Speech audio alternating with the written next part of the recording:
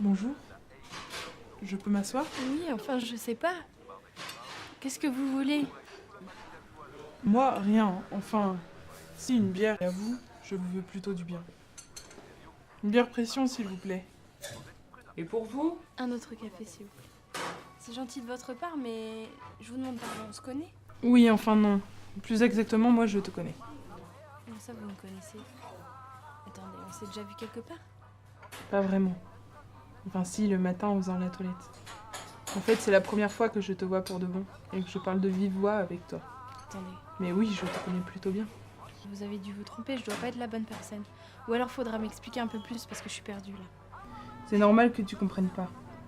Surtout que tu viens de vivre un truc pas cool et... Ce que je viens de vivre? Et qu'est-ce que vous en savez? Vous m'espionnez, c'est ça? Vous êtes un malade, vous, hein? C'est pas le moment de me les gonfler, j'ai déjà assez d'emmerdes comme ça. Attends, Françoise. C'est normal que tu comprennes pas et que cette conversation soit troublante. Surtout que ton mec vient de te plaquer pour ta meilleure amie. Mais je voudrais te rassurer.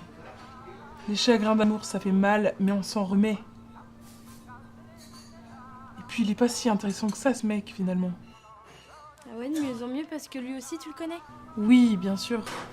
Enfin, pas plus que toi que tu le connais. Ni plus ni moins. Et que je suis conne. T'as dû coucher avec lui tant qu'on y est. Putain, je savais pas qu'il était pédé en plus, ce con. T'en as encore d'autres comme ça? Évidemment que j'ai couché avec lui. Enfin, c'est pas ce que tu t'imagines. Il n'est pas homosexuel du tout, si je peux me permettre d'être moins vulgaire que toi. Par contre, toi, tu devrais te poser des questions sur ta sexualité. Ou sur ton genre, si tu Ah, préfères. t'es qui, toi, pour me dire ça? Je t'ai rien demandé, je te connais pas, je sais même pas ton nom. Excuse-moi si je m'y prends mal. Je m'appelle Hervé, si ça peut te rassurer. Enfin, depuis un certain temps. Me voilà bien avancé. Écoute, relaxe-toi. J'ai déjà vécu ce que tu as vécu. Je savais pourtant que ça serait pas facile, mais ce que j'ai à te dire, c'est vraiment important pour toi.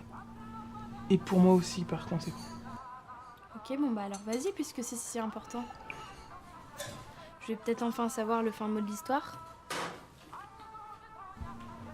Bon, tu te souviens, quand tu étais petite, que tu allais te bagarrer avec la bande de mecs et que tu jouais au pistolet, tout ça? Oui, je m'en souviens, et c'est mon ex qui t'a raconté tout ça. Non, j'ai pas eu besoin, je t'assure. Bon, revenons-en à ta vie. Ta famille coincée, ton éducation religieuse stricte. Tu piquais des crises parce que tu voulais jamais te mettre de robe. Et le scandale, le jour où t'as voulu te couper les cheveux parce que tu voulais plus mettre de nattes. Tu vas en venir où à la fin? Simplement à ceci. Plus tard, ta relation avec les mecs était pas terrible. Et t'as voulu faire comme toutes les femmes, mais t'es pas tout à fait comme les autres. Mais c'est pas si terrible que ça pourtant. Personne n'est jamais comme tous les autres. Il va falloir que tu fasses des choix. Ça te facilitera la vie, c'est tout. Voilà ce que je suis venue te dire. Bonjour le message. Bon, au point où on en est, j'ai besoin de savoir qui t'es et pourquoi tu t'intéresses tant à ma vie. Bon, ça tombe bien, parce que je n'ai plus beaucoup de temps. T'es rentré à ton insu dans ton film, et tu ne le vois pas plus que moi parce que tu es dedans, et moi aussi. Il n'y a guère que là qu'on peut rencontrer son avenir. T'as pas remarqué qu'on se ressemble?